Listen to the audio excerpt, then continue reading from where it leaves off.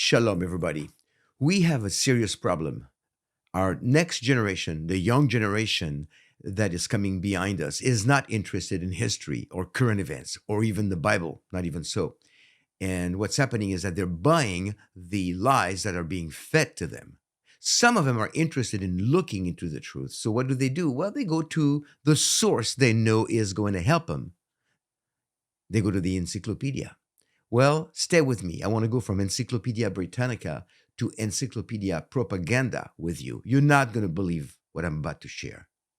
Now, no matter what we think, say, or do, history will happen. History should be nothing more than current events organized, documented, and carefully archived for later retrieval and analysis by subsequent generations.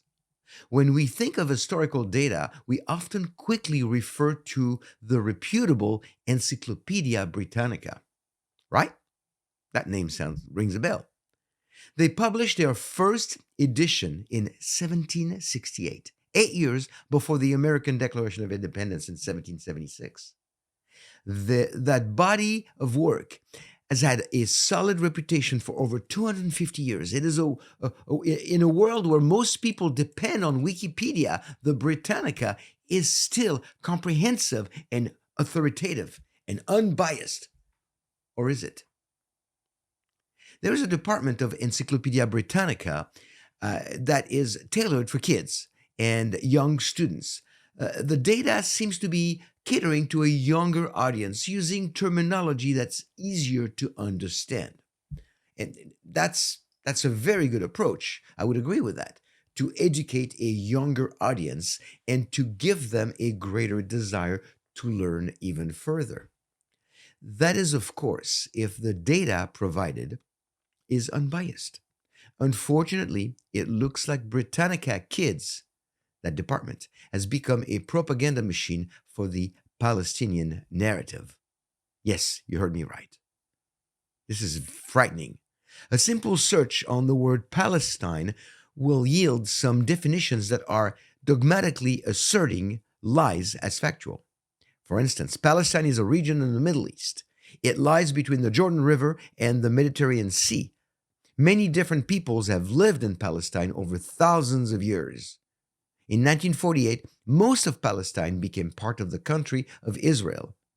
Since then, the region has experienced bitter fighting between Palestinian Arabs, who are mostly Muslims, and Israelis, who are mostly Jews. Close quote. When stating that Palestine is between the Jordan River and the Mediterranean Sea, it is assumed that the name of that sliver of land in the Middle East is Palestine, not Israel. No explanation added. Speaking of Palestinian Arabs and Israelis, requires a one-sided agenda with flavors of colonization and occupation. Now, there was a time from AD 135 to 1948 when the country was described as Palestine, and the inhabitants were either Palestinian Arabs or Palestinian Jews. This was a result of the Second Jewish Revolt against the Romans. Going back to 135 AD, Hadrian changed the name Jerusalem into Aelia Capitolina and Israel to Palestina to humiliate the Jewish people and completely de-Judaize the region and its history.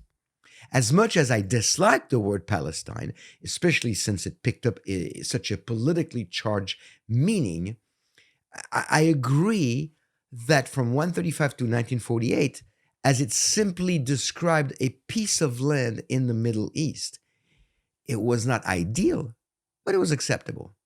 This is not the way Britannica Kids is currently presenting it, and no explanation added. Palestine is sometimes called the Holy Land, they say.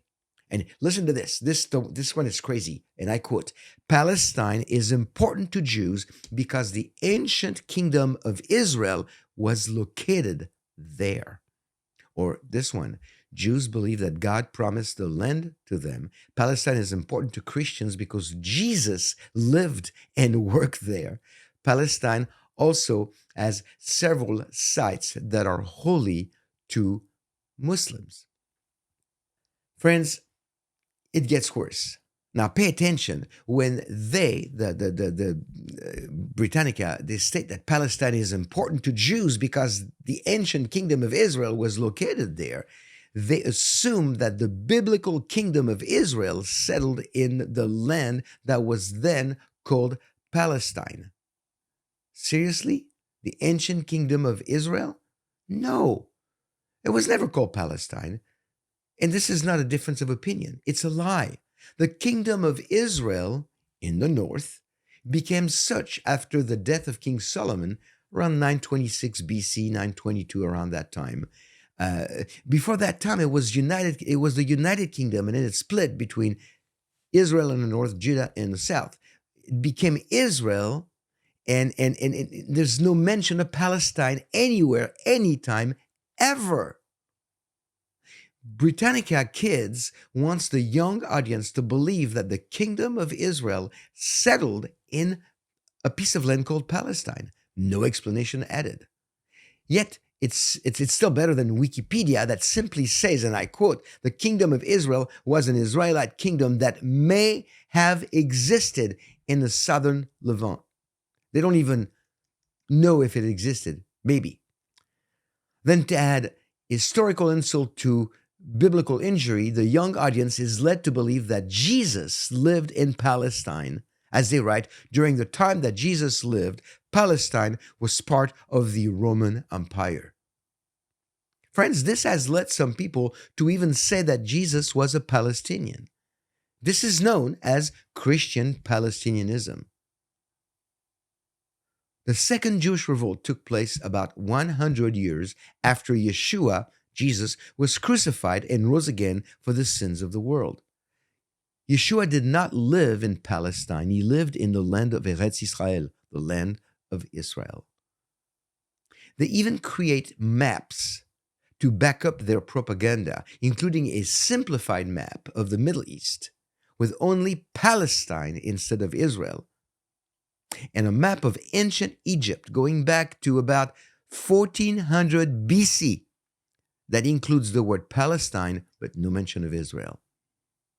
Wow. But enough about Palestine and Israel. Let's look at the word terrorism and see how quickly Hamas, Hezbollah, or ISIS are mentioned. How about never once in the entire article? To be sure, many groups and countries are mentioned that have committed acts of terror, such as the Italian Red Brigades from the 70s, or the Peruvian Shining Path 80s and 90s, or the Basques between Spain and France in 1960s all the way to 2018, the Ku Klux Klan, Stalin, even Saddam Hussein. These were all mentioned by names. They also mention Al-Qaeda's involvement in 9/11 attack in America, but no Hamas, no Hezbollah, no ISIS. Regarding the Middle East, the most you will get is this vague and plain sentence, and I quote, several Palestinian groups want to start a Palestinian state in the Middle East and to weaken or destroy Israel. Close quote. If this is not a case of whitewashing, I don't know what is. Regarding Hamas, very little can be found. And it certainly sounds like they are defending themselves against Israel and not the other way around, which is the truth. Britannica claims that Hamas took control of the Gaza Strip in 2007 and remained in control of the other Palestinian territory, the West Bank. Israel launched attacks on the Gaza Strip and Hamas forces attacked Israel.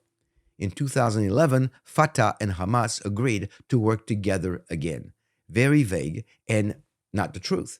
This is a far cry from describing Hamas as the bloodthirsty terrorist organization that it is.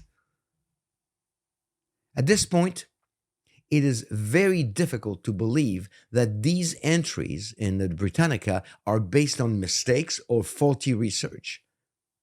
They belong to a category that we could label willful disinformation. Friends, willful disinformation is what fuels propaganda. And propaganda is what molds and shapes a generation into following a specific ideology and agenda.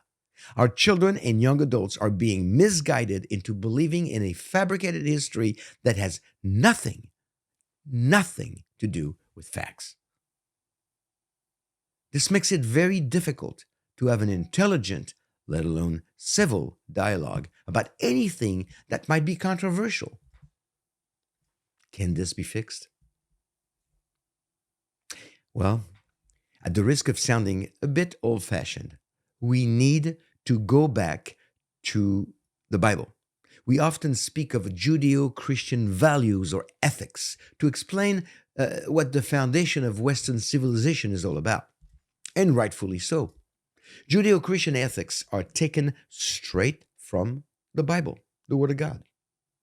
Concepts like good versus evil, morality, truth, and other virtues can and should only be taught from the biblical record.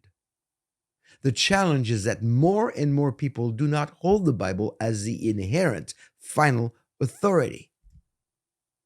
People will go as far as claiming and agreeing that the Bible contains some truth, but will seldom agree that the Bible is the truth, without error, of course, in the original manuscripts.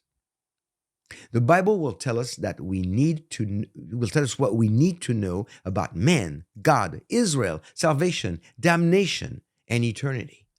When we hold the Bible as the final authority, we learn the truth about all things, including Israel and the Jewish people. When people compare that truth to the propaganda found online almost everywhere, they will find out that they have been misled and are being used by God's enemy, Satan, to fulfill his agenda of demonization, delegitimization, and double standard against Israel. Let's face it, we are entering the era of AI, when a truthful printed book on any topic is soon to become a rare commodity. We might have already moved from Encyclopedia Britannica to Encyclopedia Propaganda. Let's all make sure that we have a printed Bible or two in our possession before the Word of God becomes the altered words of AI gods. Thanks for watching. Shalom. Be blessed.